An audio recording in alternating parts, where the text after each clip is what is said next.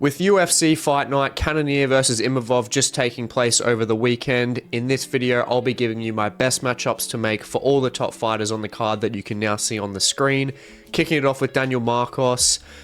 Marcos does deserve a shot at the top 15 now. I mean, he's at that point, he's undefeated, and in terms of the timeline, I think the best matchup to give him at the moment is Jonathan Martinez. Martinez is obviously coming off that loss to Jose Aldo, and he needs a fight to redeem himself. And I think another good striking test in Daniel Marcos will be a great fight for the fans, and it'll just be great in terms of Jonathan Martinez being able to get back after fighting a striker like Jose Aldo. Overall, it'll just be, I think it'd be a fantastic striking matchup, which will test the boxing of Martinez and then see if Martinez can expose the weakest part of Marcos's game, which is his checks.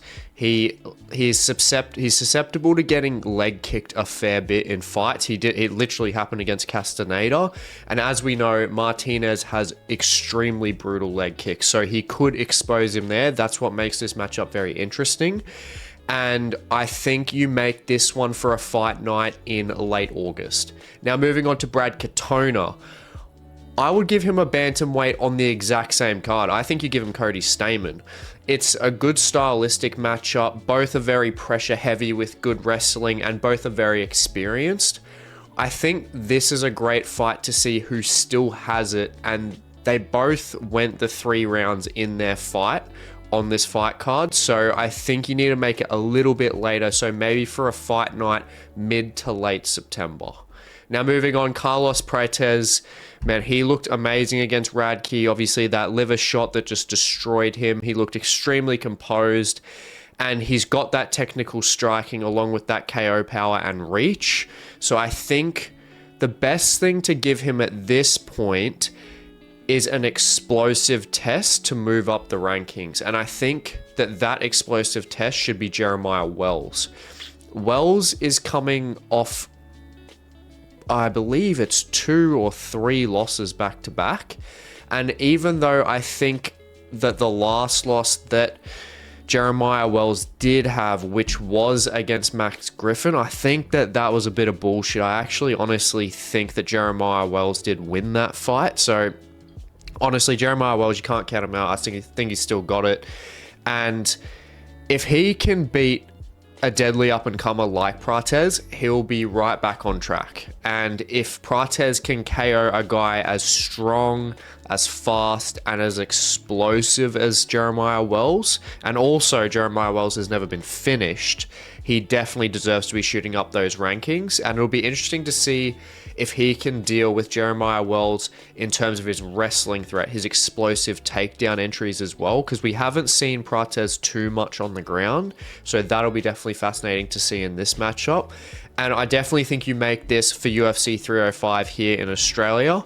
As Prates did say in his post-fight speech, he wants to come on the card. He wants to come to Australia because his daughter lives in Australia. And I am praying it happens, obviously being in Australia. But I could definitely see the matchup for Prates being against Jake Matthews. But either way, if it's Jake Matthews or Jeremiah Wells, either one's a banger. Now moving on to Ludovit Klein. Ludovit, he's just been on an absolute tear in the lightweight division, and I think he definitely deserves a top 15 eliminator fight. And also on top of that, as a bonus, not just for him, but for the UFC as well, he's bringing notice to a new country, being Slovakia. So I think you give him someone that can test his striking, especially with the KO threat, and that's Drew Dober. This one would be, I think this would be a fantastic fight, especially just on the feet, to see if either one can crack the other one. And if we can see Klein expose Drew Dober on the ground, then that's just showing that Drew Dober, has that issue with the ground game, because it's not just Moicano's very advanced ground game with his jiu-jitsu. So it'll be fascinating to see if Klein can either take him down and expose him there, or to see if Drew Dober has actually improved in that department, or we just get a standing fight on the feet and someone gets knocked the fuck out. Either way, it would be fantastic.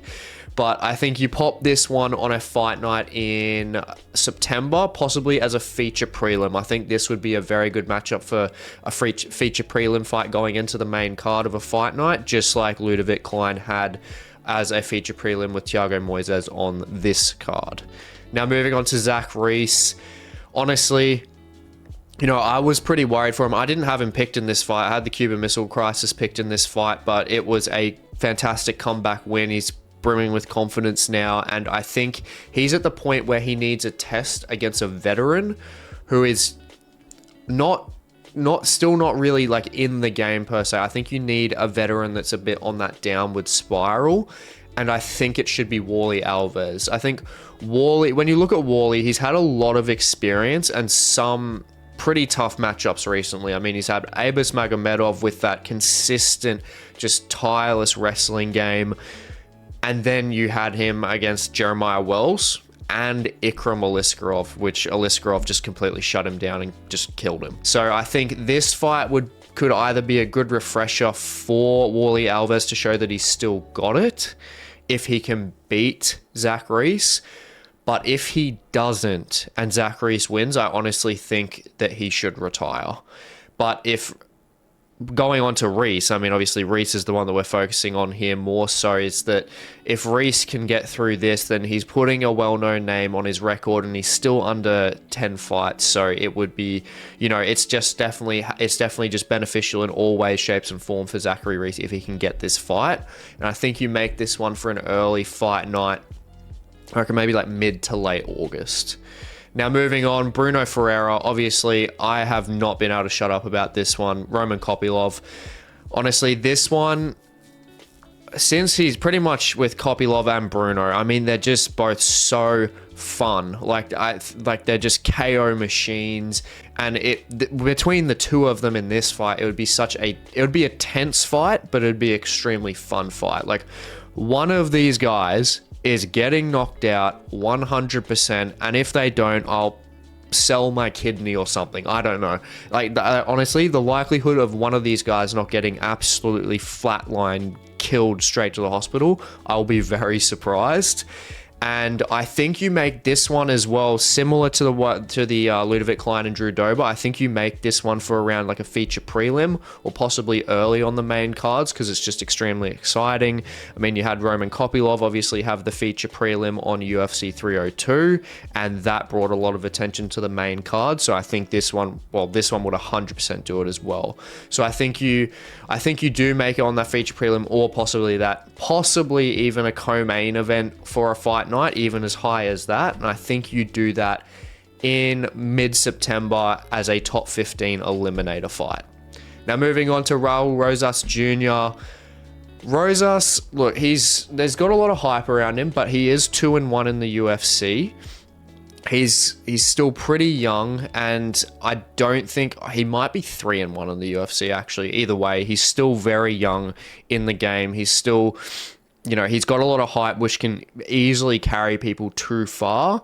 But I think the UFC has learnt a lot, and they're going to pick his opponents pretty well to make sure he comes up slowly and the best way possible to make sure that he comes a star for them and obviously gets them a lot of money. And, you know, I mean, that's fair enough when he's 19 years old. He's literally the youngest fighter on the roster, I think, at this point in time. So I think when it comes to his grappling game, he's very advanced, but especially with his striking game, it just needs a lot more work. And I think he should get someone with a similar type of style that does prefer the submissions. They have more submission wins on their record than they do have finishes in terms of KO, TKO. But this fighter also hasn't been finished on the feet by KO, TKO. So, you know, I don't think this fighter is going to get Terrence Mitchell'd like Raul Rosas did him. And I think it's Dan Argueta. I think this one would be a decent fight. I mean, Argueta, he lost his last fight against Gene Matsumoto, which was by a submission. So there is that redeeming factor if he can beat Raul Rosas Jr. Even if he doesn't submit him, it's still finishing someone that's a very hyped, submission-oriented fighter and that has a massive name. So if he can do that, his popularity will shoot up. And obviously for Raul Rosas Jr., you know, it's just another fight in the book to slowly, gradually get him higher and higher up. It doesn't really do much for him in terms of popularity, but he still needs those tune-up fights. So I think you make this one early on the card for UFC 306 at the Sphere. I'll be extremely surprised if Raul does not get on that UFC 306 card. Now moving on, Dom Reyes. So bloody happy for Dom Reyes. I mean, you know, Dustin Jacoby, I do like him, but Dom Reyes was so patient, so composed, and took him out extremely well and kept his top 15 spot as well. So he does need a fight up the rankings. He's definitely warranted that. He doesn't need someone outside the rankings again. And now I did say in the recap video, if you haven't checked that out, the UFC 302 recap video, I'll leave that in the link. I'll leave a link in the description. But I did say that he could possibly get Olberg if Olberg does lose to Jamal Hill. But I don't know if that's going to happen, especially with Jamal Hill at the moment. His mentality is just all over the shop. Like, it's pretty much all, he's completely focused on Alex Pereira beating him. Alex Pereira taking him out, and he is just literally all over social media with it. So if that mentality continues onto UFC 303, I could see Olberg taking him out as well. And then I honestly wouldn't be surprised if Jamal spirals, but I don't know. I'm not saying that Olberg will win that fight. I'm just saying that it's a bit too close to call, and I need to research it a bit more to actually make a just decision on it. And then we look at the other ones in around that top 10 to top 15. And I think when we look at Menafield, I think Menafield will fight Azamat Murzakanov. And I think that when you look at the twins, Bogdan Guskov and Anthony Smith, I think that Reyes could fight the loser of that fight. And I think the loser will be Anthony Smith. And I think that this is the best matchup for Reyes to move forward. He gets the fight with a veteran, and it will just, overall with this fight, win or lose, it will make a classic fight. And I think Reyes definitely has a very good chance of getting this done with his power, especially the power that he's just shown against Jacoby. And I think the Guskov and Smith fight will happen around August, maybe late August, early September possibly. So I think you make this one for a fight night in December, or possibly UFC 309 earlier on the card as possibly a feature prelim. Now moving on to Nassourdine Imavov. Obviously, you know, kind of a controversial decision when it came to the main event of this fight card, but you know, still, it's a win regardless. And when you look at the layout, it's tricky because when you look at the layout of the middleweight division, the top 5 of middleweight is pretty choked up at the moment. You know, you got Duplessis, who's going to be fighting Adesanya, most likely at UFC 305. And then you have Robert Whittaker and Chimaev blocked up for the fight in Saudi Arabia. So there is Strickland, which he did call him out for the rematch in his post-fight speech, but I don't think it'll happen. Not after Strickland dominated Costa like that. I just don't really see it happening. Strickland is fixated on the top. He wants the belt. And honestly, it's fair enough. I think it's fair that, you know, he wants to go for the belt. You know, he beat Izzy. I honestly think he beat Dricus Duplessis. And then he dominates Costa. So I think it is fair that he does wait for that title shot. So I think the best matchup for Imavov because he really needs solidification. He really needs a fight to solidify him in that top 5, especially after the controversial Cannonier finish. I think you give him Brendan Allen, because Brendan Allen is pretty much in the same boat. Allen needs more fans and performances to sway his argument to fight anyone like Izzy, Duplessis, Hamza, Whittaker, Strickland. That goes for the both of them. They need more emphasis on their game. They need more finishes. They need more reels to really get into that, or they just need to fight each other. And either way, if one of them beats the other decisively, then they are going to get into that top 5, like really get into that top 5 and fight those names. And they're both not very exciting fighters. I mean, Imavov's just not super exciting in general compared to the others. And then Allen has stand-up issues, which we've seen against higher competition like Sean Strickland, even like Chris Curtis in their second fight. Allen was just hope shooting like crazy. He had so many shots just to avoid the boxing game. So yeah, they really just need to make statements, and if one of them does get a finish, then they obviously have that argument to do so. And possibly if they can do that, beat one of the top guys, they can easily reach for the title then. And I think you make this for the UFC Paris Fight Night that's going to be happening in late September, on the 28th of September, as either the co-main event or the third fight down, dependent on if we get like Cyril Gane and Benoit Saint-Denis in that card. I think they will probably drop down to third. Now moving on to the last fight, Jared Cannonier. I definitely feel sorry for him, especially at this point in his career, going from being at the top of pretty much the top of the game, especially in the middleweight division, in terms of, you know, fighting Izzy. Obviously, he lost to Izzy, didn't get knocked out or anything, and then going and fighting Vettori and destroying Vettori. It's obviously just super frustrating for him. Obviously going, you know, having that bad early stoppage in the fight, and then, you know, the UFC is going to want to push him out. The UFC will want to push him out of the rankings. He's 40 now, and not out of the rankings, want to push him away from the top 5, definitely. So he's going to get someone in the upper part of the rankings to take his place. You know, he's been in the division for ages. He's been through the UFC for ages, heavyweight, light heavyweight, middleweight. He's been there for a long time, and, you know, the UFC is going to want new blood in there. And one of the most exciting fighters at the moment in the middleweight division, who has a heap of momentum, is Caio Borralho. I mentioned this in the UFC 301 matchups to make, which I will leave a link in the description below if you haven't checked that one out.